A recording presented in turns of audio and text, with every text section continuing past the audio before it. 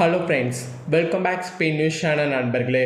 அடுத்தடுத்து தமிழக அரசியலில் ஒழுக்கிட்டு இருக்கக்கூடிய அப்டேட்டான நியூஸ் ஆனது வெளியாகிட்டே இருக்குது. ஆக்சுவலி தமிழகத்தில் தற்போது தேர்தல் முடிந்த சமயத்தில் தேர்தலுடைய முடிவுகளும் ரிலீஸ் ஆகியிருந்தது. இதில் தாவேகா கட்சி தான் 108 இடங்கள் பெற்று வெற்றி பெற்றிருந்தது.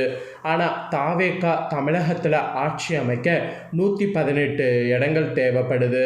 இதில் இப்போ பார்த்தீங்கன்னு வச்சுக்கோங்களேன், தாவேகாவுக்கு சப்போர்ட் பண்ண விதமாக காங்கிரஸ் ஆனது 5 பேர் வந்திருக்காங்க. இதனால் தாவேகா பார்த்தீங்கன்னு வச்சுக்கோங்களேன், தற்போது 113 இடமாக உயர்ந்திருக்கு. ஆனால் இதில் தாவேகா ஆட்சி அமைக்க இன்னும் பார்த்தீங்கன்னு வச்சுக்கோங்களேன் 5 இடங்கள் தேவைப்படுது. இதனால் தாவேகா தலைவர் அந்த 5 இடங்களுக்கு நிறைய பேர்கிட்ட கூட்டணி வைக்கலான்ட்டு பேசிக்கிட்டு வராரு. ஆனால் யாருமே கூட்டணிக்கு ஒத்து வரல அப்படிங்கிற மாதிரி செய்தி தான் வெளியாகிட்டுருக்கு.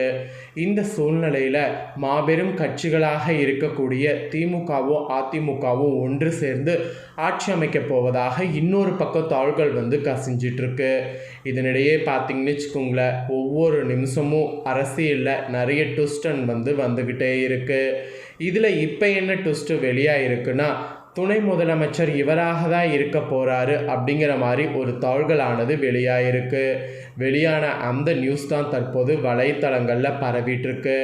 அப்படி யார் துணை முதலமைச்சர் ஆக போகிறாரு அப்படிங்கிறத தான் இந்த வீடியோவில் சொல்ல போகிறேன். ஸோ வீடியோவை பாருங்கள். யார் துணை முதலமைச்சர் ஆக போகிறாரு அப்படிங்கிறத இந்த வீடியோவில் சொல்கிறத தெரிஞ்சுக்குங்க. அதே போல் தாவேகாவுடைய ஆட்சி அமைக்கிறதுல தீவிரமாக இறங்கி செயல்பட்டுருக்குறாங்க. ஆனால் அவங்களுக்கு சப்போர்ட் பண்ணக்கூடிய விதமாக மற்றவங்க யாரும் வராமல் இருக்கிறது தான் தமிழக அரசியலில் ஒரு பெரிய கேள்விக்குறியாகவே இருக்குது. இந்த நிலை தொடர்ந்தால் கண்டிப்பாக பார்த்தீங்கன்னு வச்சுக்கோங்களேன், இன்னும் பிரச்சனை அதிகரிக்க வாய்ப்பு இருக்குது என்பது தெரிய வருது. இதனால் அங்கங்கு போலீஸ் பாதுகாப்பும் போடப்பட்டிருக்கு. ஒருவேளை அதிமுகவும் திமுகவும் கூட்டணி சேர்ந்தால் தாவேகா மொத்தமாக ராஜினாமா செய்ய போவதாக தாள்கள் வெளியாகிருக்கு. அதோடு பார்த்தீங்கன்னு வச்சுக்கோங்களேன், திரும்ப ரீஎலெக்ஷன் வைக்கவும் வாய்ப்பு இருக்குது. இந்த மாதிரி ஒரு இக்கட்டான சூழ்நிலை தான் தற்போது போயிட்டுருக்கு. இதில் துணை முதலமைச்சர் ஆகக்கூடிய மாதிரி ஒரு சூழ்நிலை இப்போ யாருக்கு இருக்குது அப்படின்னு பார்த்தீங்கன்னா, திருமாவளவனுக்கு இருக்குது அப்படிங்கிற மாதிரி ஒரு செய்தி வெளியாகிருக்கு. ஸோ விஜய் ஆட்சி அமைக்க விசிகா சிக்னல் கொடுத்ததாகவும் தாள்கள் வெளியாகிருக்கு. ஸோ வெளியான இதை பற்றி தான் இந்த வீடியோவில் சொல்ல போகிறேன். ஸோ என்னங்கிறத தெளிவாக இந்த வீடியோவில் தெரிஞ்சுக்குங்க. தமிழ்நாட்டில் சட்டமன்ற தேர்தல் முடிவுகள் வெளியாகி விஜயின் தமிழக வெற்றி கழகம் அதிக இடங்களை பிடித்திருந்தது. 108 இடங்களில் வெற்றி பெற்றிருந்தாலும் ஆட்சியை பிடிப்பதற்கு தேவையான பெரும்பான்மை இல்லாமல் தாவேகா தவித்து வருது. காங்கிரஸ் 5 எம்எல்ஏக்களோடு ஆதரவு அளித்துள்ள நிலையில் இன்னும் 6 எம்எல்ஏக்களுடைய ஆதரவிற்காக இந்திய கம்யூனிஸ்ட், மார்க்சிஸ்ட், அப்புறம் விடுதலை சிறுத்தைகள் கட்சியின் ஆதரவை கோரியிருந்தனர். கம்யூனிஸ்ட் ஆதரவு அளித்துள்ள நிலையில் இந்த சூழலில் விடுதலை சிறுத்தைகள் கட்சி முடிவிற்காக தமிழக வெற்றி கழகம் காத்திருக்கிறது. ஸோ இந்த ஒரு சூழ்நிலையில் தான் திருமாவளவனுக்கு துணை முதல்வர் பதவியா அப்படிங்கிற ஒரு ட்விஸ்ட்டு வெளியாகிருக்கு. விசிகா ஆதரவு அளிக்க வேண்டும் என்றால் திருச்சி கிழக்கு தொகுதி மற்றும் திருமாவளவனுக்கு துணை முதலமைச்சர் பதவியை விசிகா நிபந்தனையாக வைத்துள்ளதாக தாள்கள் வெளியாகிருக்கு.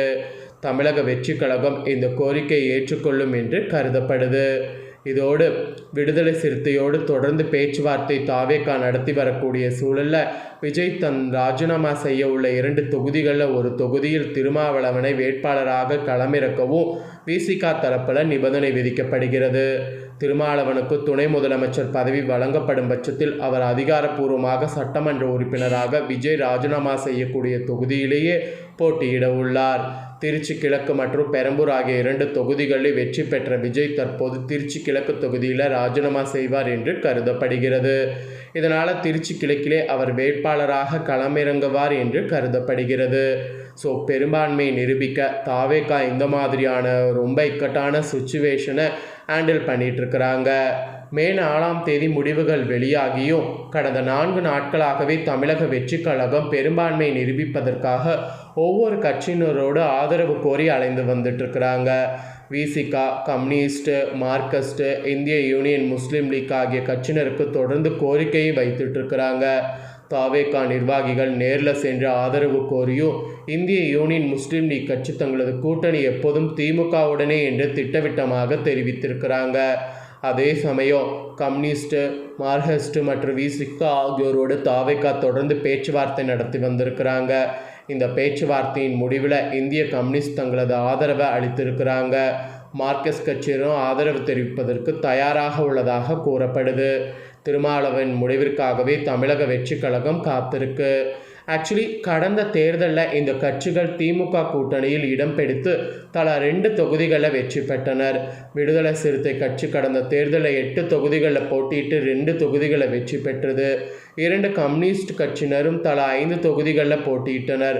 விசிக, கம்யூனிஸ்ட் மற்றும் மார்க்சிஸ்ட் கட்சியினர் தலா 2 தொகுதிகளில் வெற்றி பெற்றிருக்கின்றனர். விஜய்க்கு ஆதரவளிக்கக்கூடிய பட்சத்தில் திமுக கூட்டணியிலிருந்து இவர்கள் வெளியேறுகின்றனர் என்பது அரசல் புரசலாக தெரிய வருது. ஸோ இன்னும் அதிகாரப்பூர்வமாக எதுவும் தெரிய வரல. ஆனால் தற்போது வரைக்கும் இந்த மாதிரி ஒரு நியூஸ் ஆனது பரவிட்டுருக்கு. ஸோ திருமாவளவன் துணை முதலமைச்சராக வந்தால் கரெக்டாக இருக்குமா இல்லையா அப்படிங்கிறத கமெண்ட் பண்ணுங்கள். தொடர்ந்து பார்த்தீங்கன்னு வச்சுக்கோங்களேன், விஜய்க்கு ஆதரவு கடிதம் என்று நிறைய வந்துக்கிட்டு இருக்கு. அதை பற்றியும் உங்களுக்கு கொஞ்சம் சொல்கிறேன். அதையும் இந்த வீடியோவில் தெரிஞ்சுக்குங்க. விஜய் ஆட்சிக்கு குறைந்தபட்ச செயற்திட்டத்தோடு வெளியில் இருந்து ஆதரவு தரலாம் என சிபிஐ, சிபிஎம் ஆலோசனை கூட்டங்களில் அதிகம் பேர் கருத்து தெரிவித்திருக்கிறாங்க. தாவேகா ஆட்சி அமைக்க விஜய் ஆதரவு கூறியது குறித்து சிபிஐ, சிபிஎம் கட்சிகள் இன்று காலை முதல் தீவிரமான ஆலோசனைகளை நடத்தி வராங்க.